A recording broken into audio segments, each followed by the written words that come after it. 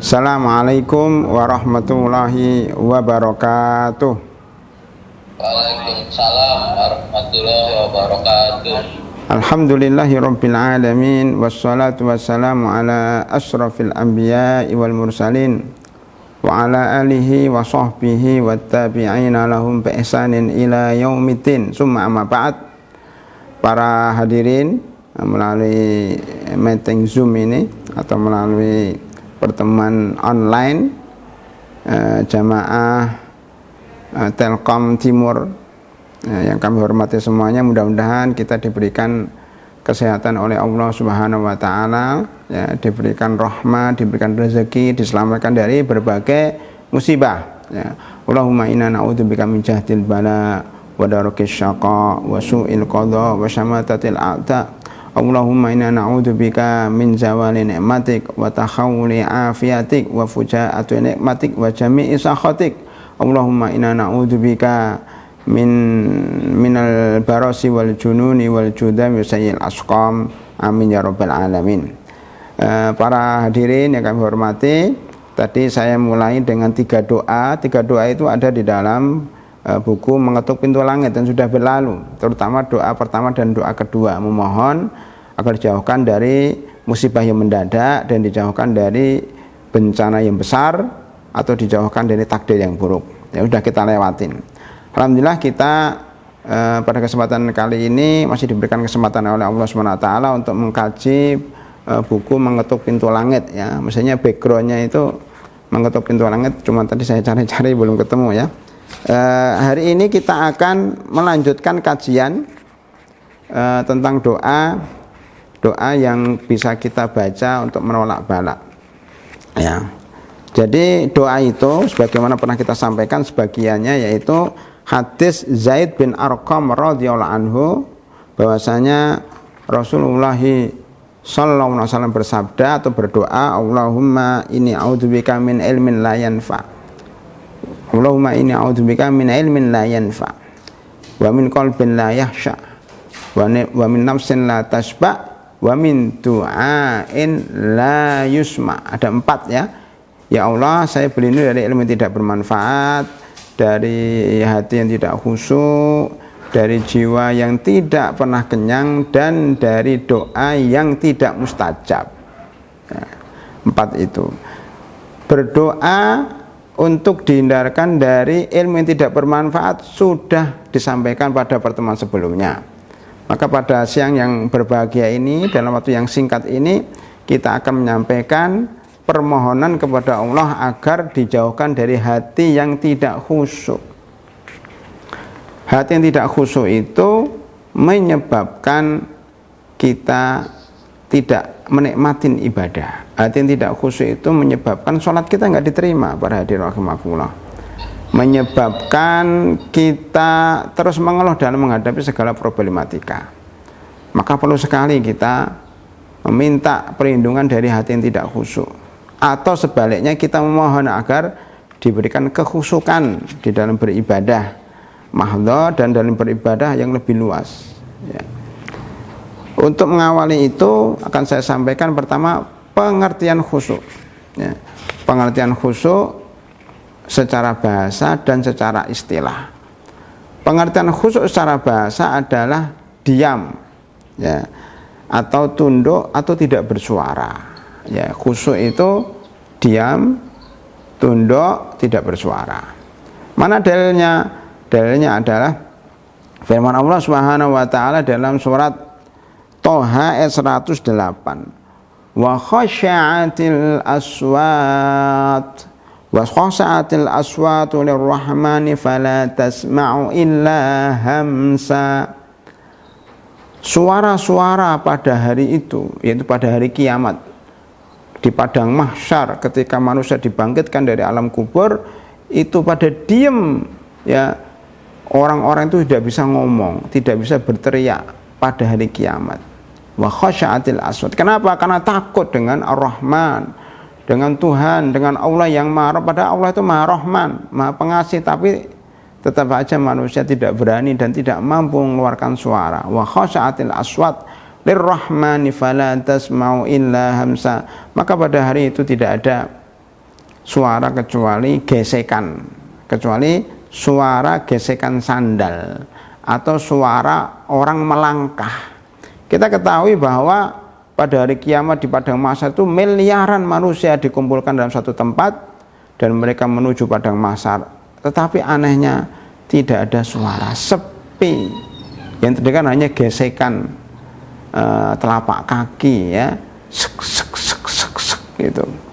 Atau orang mengatakan bisikan saja. Jadi sepi-sepi padahal yang berjalan miliaran orang. Itu namanya khusyuk. Jadi khusyuk dalam ayat ini artinya diam, tidak bersuara. Adapun khusyuk secara istilah disebutkan yaitu ketenangan jiwa, ya, ketenangan jiwa karena dia yakin dengan Allah Subhanahu wa taala, ya. Ketenangan jiwa yang menghasilkan tawadhu dalam bersikap. Ya. Para hadirin rahimakumullah, salah satu makna khusyuk secara istilah terdapat dalam firman Allah Subhanahu wa taala dalam surat Al-Baqarah ayat 45 ayat 46. Ya. Khusyuk secara istilah terdapat dalam surat Al-Baqarah ayat 45 46. Ya. Illa 'alal khashiin alladzina yadhunnuna annahum mulaqu rabbihim wa annahum ilaihi raji'un. Orang yang khusyuk menurut Al-Quran ayat 46, 45, 46 surat Al-Baqarah adalah orang yang alladzina yadhunnun, orang yang yakin. Dhanna dalam Al-Quran dalam ayat ini adalah yakin. Orang yang yakin annahum mulaqu rabbihim, dia ketemu dengan Allah. Nah, jadi ketemu dengan Allah itu ada suatu keyakinan. Makanya tidak boleh ya orang muslim itu ragu bertemu dengan Allah. Cepat atau lamban kita akan bertemu dengan Allah SWT, dalam arti kata akan dihisab, akan dimintai pertanggungjawaban. Yang menarik ada tambahan dikit dalam surat Al-Kahfi, akhir surat Al-Kahfi ya, ayat 110. Ya. Faman kana yarju liqa'a rabbih falyamal amalan sholihan wa la yusyrik bi ibadati rabbih ahada. Barang siapa yang kepingin ketemu dengan Tuhannya dengan membawa hati yang bersih, dengan membawa amal ibadah dan akan mendapatkan pahala, hendaknya memenuhi dua syarat. Faman kana yarju liqa'a rabbih falyamal amalan sholihan. Dia harus beramal saleh. Itu sesuai dengan tuntunan Rasulullah SAW. Yang kedua, wala yusyrik bi ibadati rabbih ahad, harus ikhlas. Karena syirik itu adalah, karena riya itu syirik kecil. Harus ikhlas, harus menjauhi segala sesembahan selain Allah. Jadi itu makna syahadat asyhadu an la ilaha illallah wa asyhadu anna muhammadar rasulullah ternyata diringkas dalam akhir surat Al-Kahfi. Faman kana yarju liqa'a rabbi falyamal amalan sholihan wa la yusyrik bi ibadati rabbih ahada.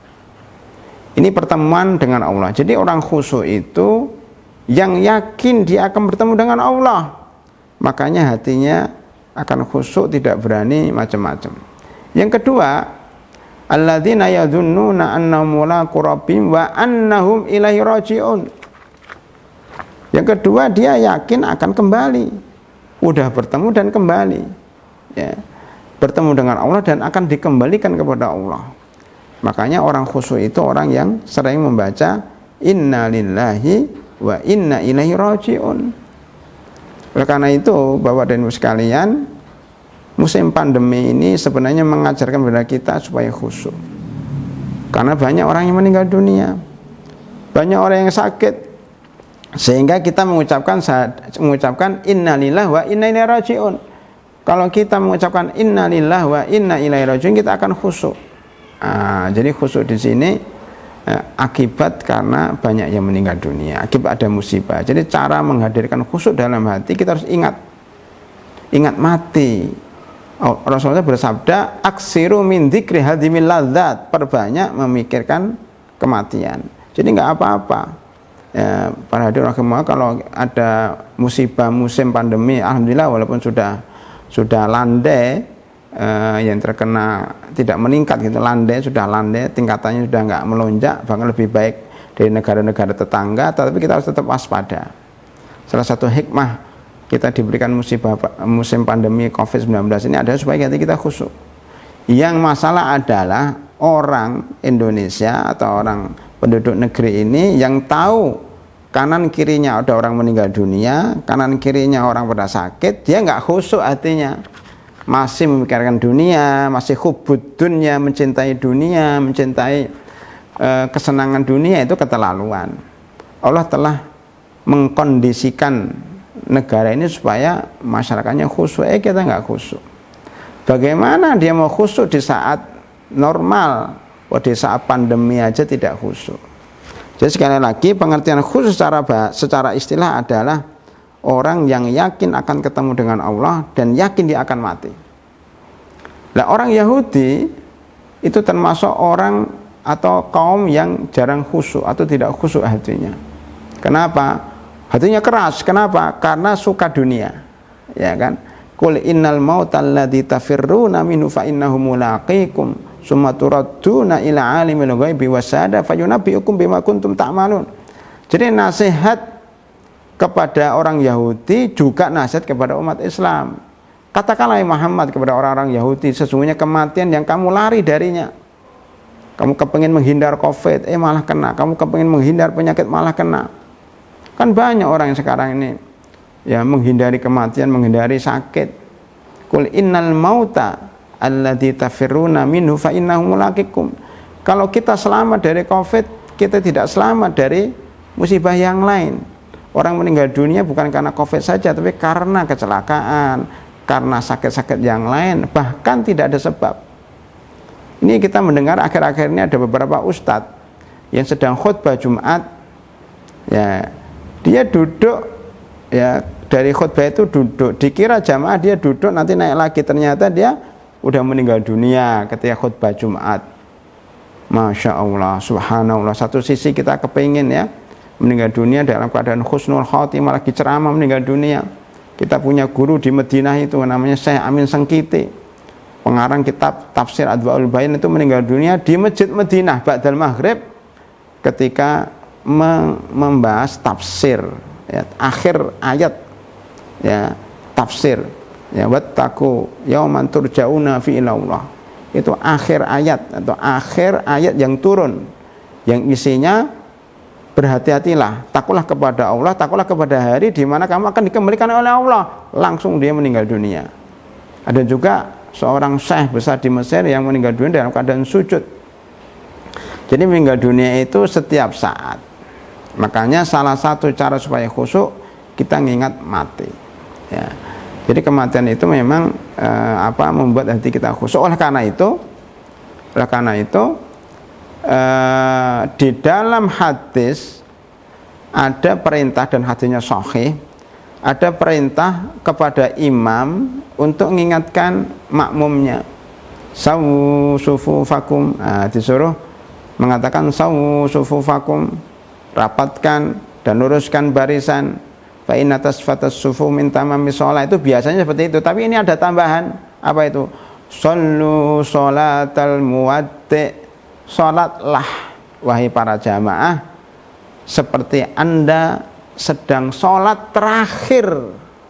Ini penting ya, kan kalau imam membaca itu di depan makmum, makmumnya bisa haru itu, ya Allah mungkin ini sholat terakhir saya, mungkin habis sholat saya meninggal dunia, habis sholat saya mungkin nggak bisa sholat lagi karena sakit umpamanya, makanya sholatnya akan khusyuk. Ini rahasia. Maka kalau ditanya Ustadz bagaimana caranya supaya sholat kita khusyuk, anggap saja jawabannya anggap saja sholat Anda sholat yang paling terakhir.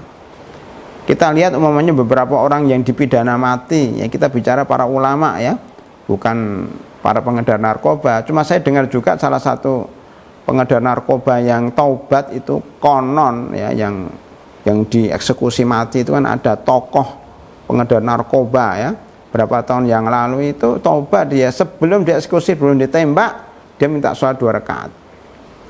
Itu mencontoh para ulama. Dulu ada ya, seorang pejuang Umar Mukhtar kalau nggak salah ya, itu pejuang rakyat Libya melawan penjajahan Italia. Ketika ditangkap dan mau digantung, beliau minta sholat 2 rakaat. mestinya ya, atau biasanya orang seperti ini ketika sholat sebelum dibunuh, sholat sebelum dieksekusi, sholat sebelum ditembak atau digantung, biasanya sholatnya khusyuk. Karena dia yakin, ya Allah ini sholat terakhir, ya Allah terimalah ibadah ini. Ya, dia yakin sebentar lagi akan mati. Coba kita, yang kita berusaha, semua kita berusaha walaupun agak susah ya, supaya kita itu nganggap ini hari terakhir kita hidup di dunia. Tuh hatinya pasti khusyuk deh. Dari situ bisa kita ketahui penyebab hati tidak khusyuk itu karena kita masih menganggap diri kita akan hidup besok, Pak. Kita masih menganggap umur kita masih 10 tahun. Kita masih menganggap umur kita masih 20 tahun. Makanya orang muda itu jarang khusyuk. Yang khusyuk itu biasanya orang-orang tua. Begitu juga yang masih bekerja lama. Oh Ustaz, saya umurnya masih 30 tahun, masih bisa kerja di Telkom sampai 20 tahun lagi, kan pensiunnya 55 atau 65 ya, saya nggak tahu. Itu mungkin kurang khusyuk. Tapi yang sudah pensiun, yang sudah masa persiapan pensiun namanya MPP, atau yang sudah pensiun itu biasanya lebih khusyuk. Makanya ketika kita bekerja ya, kemudian ya mungkin jarang mendengarkan kajian, jarang sholat. Tapi ketika sudah pensiun, kita lihat banyak teman-teman, dan saya banyak kenal dengan teman-teman yang dari Telkom itu, Masya Allah mereka rajin ketika pensiun menjadi jamaah sholat. Sholat subuh sholat pertama, ikut kajian sampai suruh ya, kemudian baca Al-Quran. Kenapa? Karena sudah merasa mau meninggal dunia. Ini penting. Jadi merasa ingin meninggal dunia, merasa ajalnya sudah dekat, merasa tua, itu menyebabkan dia khusyuk. Makanya yang menarik itu kalau kita punya uban, ini saya juga mungkin nggak kelihatan nih uban saya ya, ini kita udah yakin kalau ubanan itu udah tua. Kalau ubanan sudah tua, makanya kalau punya uban tidak boleh dicabut. Karena uban yang putih dicabut, dia merasa muda, merasa hidupnya masih lama, nggak khusyuk akhirnya. Uban itu pada rahimahullah merupakan apa ya, peringatan bagi kita. Wajah akumun nadhir dalam surat Fatir. Uban itu fungsinya kayak ustadz, fungsinya kayak rasul, fungsinya kayak pemberi peringatan. Oh kamu sudah tua, nggak usahlah mikir dunia panjang-panjang, namanya pendek amal, pendek angan-angan. Jadi para hadirin yang hadir di sini, marilah kita berpendek angan-angan. Apa itu pendek angan? Suatu ketika akan kita bahas khusus ya tentang pendek angan-angan dalam buku Tazkiyatun Nafas yang sedang kita siapkan. Pendek angan-angan itu ya tadi merasa umur kita sudah tinggal sedikit, kita mau mati, itu pendek angan-angan. Kalau panjang angan-angan, panjang angan-angan itu merasa dirinya akan hidup 1000 tahun lagi, merasa hidup 10 tahun lagi, 50 tahun lagi. Orang Yahudi pernah dikecam oleh Allah SWT dalam surat Al-Baqarah 96. Ya waddu ahadum law yu'ammaru alfasanatin wa ma huwa bimuzahzihi minal adabi ayu ammar. Salah satu dari orang Yahudi dari ahlul kita itu bercita-cita hidup 1000 tahun lagi. Ini ada teman cerita, ya saya nggak tahu, teman cerita, katanya dia pernah lihat sebuah film, semestanya mana itu, nggak pernah lihat katanya. Apa judul filmnya? Jadi filmnya itu judulnya hidup 1000 tahun, hidup 1000 tahun. Dan katanya ceritanya itu dia minum obat kuat atau obat yang membuat orang muda kembali. Akhirnya dia yang sudah tua itu muda kembali, dan sekarang sudah beredar obat-obat yang membuat kita lebih muda, kulitnya jadi lebih lebih muda lagi kulitnya. Bahkan ada beberapa orang yang minum disuntikkan sel-sel, itu sudah ada itu, jadi bukan khayalan. Itu disuntikkan sel-sel di dalam tubuhnya sehingga dia kuat, umur 90 tahun, 100 tahun itu masih muda. Boleh enggak? Itu sudah dibahas dalam fatwa Majelis Ulama Indonesia, kebolehan atau ketidakbolehan di dalam menunjukkan sel-sel, tinggal nanti selnya mengandung hal yang haram atau tidak, itu urusan fikih. Tapi kita bicara tentang ada orang yang kepingin muda terus sehingga menyuntikkan sel-sel di dalam tubuhnya, walaupun harus merokok uang 70 juta, 100 juta, yang penting dia tambah muda ya. Nah, ternyata disebutkan dalam film itu bahwa orang Yahudi ternyata bosan, umurnya sudah 100, 120, dia bosan hidup. Nah, walaupun dia bercita-cita 1000 tahun, tetapi nyatanya bosan juga. Lah umat Islam nggak perlu lah bercita-cita 1000 tahun lagi. Cukup umur kita 65 tahun, 75 tahun, dan kita akan kembali kepada Allah. Insya Allah hati kita khusyuk.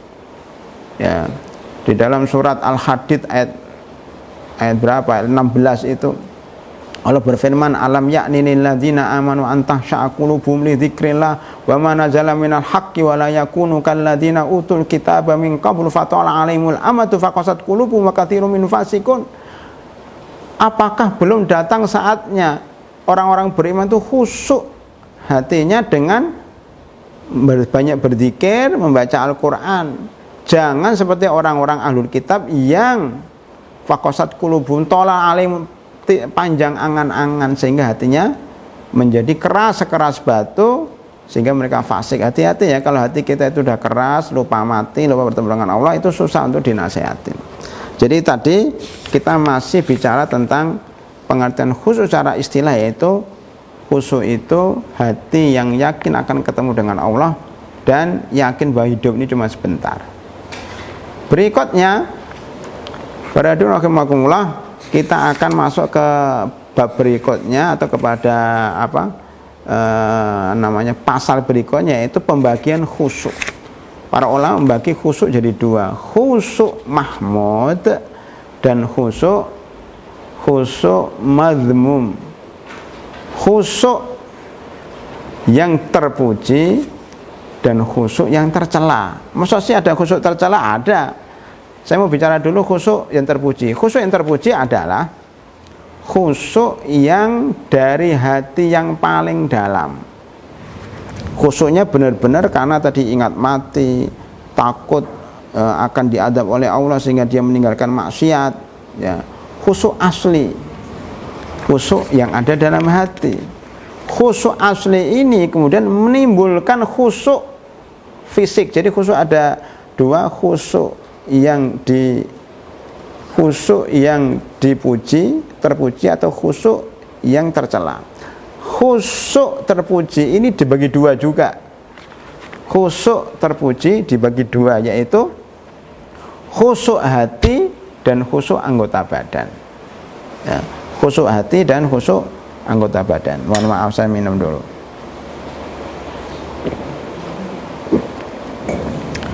Khusyuk hati itu akan menimbulkan khusyuk anggota badan. Makanya kalau orang khusyuk hatinya dalam sholat dia tidak noleh-noleh, ya.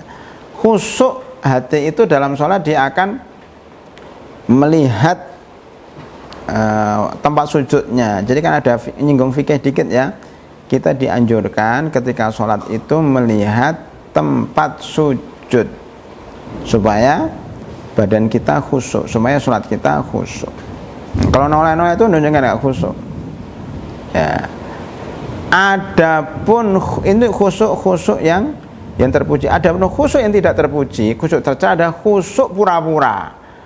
Hatinya nggak khusyuk, tapi anggota badannya pura-pura dikhusyukin. Contohnya, ya, kalau orang itu sholat kemudian disoteng, ya, orang mengatakan pencitraan. Ya. Orang berpenampilan di depan orang banyak itu berpenampilan jaga image, ya, itu jaim, ya, itu juga khusyuk nggak beneran. Ketika sudah nggak bersama orang, wah dia istilahnya pecicilan, dia orangnya nggak karu-karuan. Itu namanya khusyuk.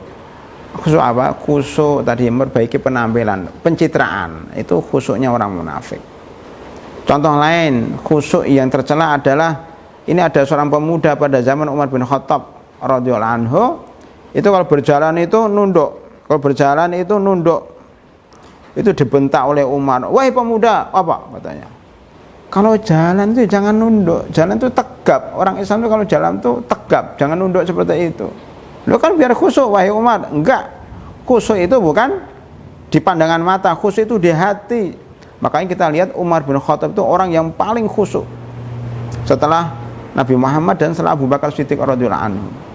Tetapi dia kalau berjalan tegap, Jadi berjalannya Nabi pun, berjalannya Rasulullah SAW itu tegap seperti turun dari bukit. Jadi cepat, tegap. Ya, karena Umar bin Khattab ini seorang jenderal, jadi tegap. Berjalan tegap, bersikap tegas, berkata lantang, itu tidak bertanda dengan khusyuk. Jadi khusyuk itu bukan berarti jalannya nunduk, kalau ngomong kayak cewek, bukan gitu. Ya, tapi khusyuk itu dalam hati. Nah, jadi khusyuk tercela adalah khusyuk buatan. Saya teringat dengan kisah siapa? Kisah saudara Nabi Yusuf. Ini saudara Nabi Yusuf ini anaknya Israel ya.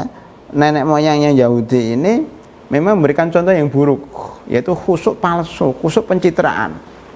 Mereka nangis tapi nangisnya nangis pura-pura, nangis di sinetron. Air mata yang keluar itu air mata buaya.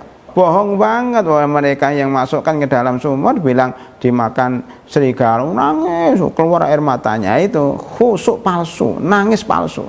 Sudah dicontohkan oleh nenek moyangnya orang Yahudi, anak-anaknya Nabi Yakub alaihi saudara Nabi Yusuf. Itu contoh khusyuk palsu, pura-pura nangis. Banyak orang sekarang pura-pura nangis, pura-pura kasihan, padahal sebenarnya hatinya keras.